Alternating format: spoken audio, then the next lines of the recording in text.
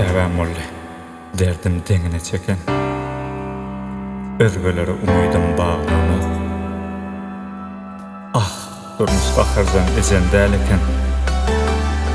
Maňa şarpyk çalyp öňe ağlanyp.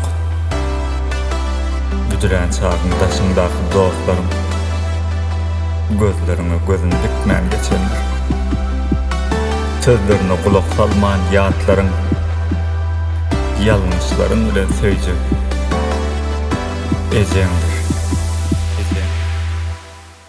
Yerdeki periştem her işte dermanlar derdime ellen. Men bilmen behişti senen özgü yerde. Gündüz her gece her pursat dileklerimiz senin üçün käbem. Sen didem sen käbem deňiň bolmaz özgü yerde. Yaşım 25 bilmeyenlim keneci. Yanlışlığım düzütti beyle deleci.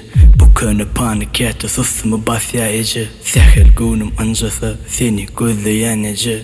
Sen temizeci hatta zemin suyundan. Sen barlığına şükür korkarın yokluğundan. Bir sehel sebep bilen eğleneyse bu beden. Yeke sensin karışık seyredip pencereden.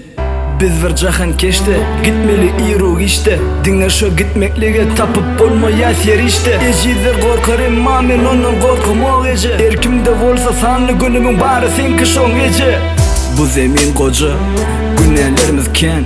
Günüňe degenlemme näme jogap bererkem. Setirlerim köp kişini pikirlendirer eje. Hak bağışlayıcıdır, senem bağışla eje. Yerdeki periştem her işte dermanlar derdime ellen.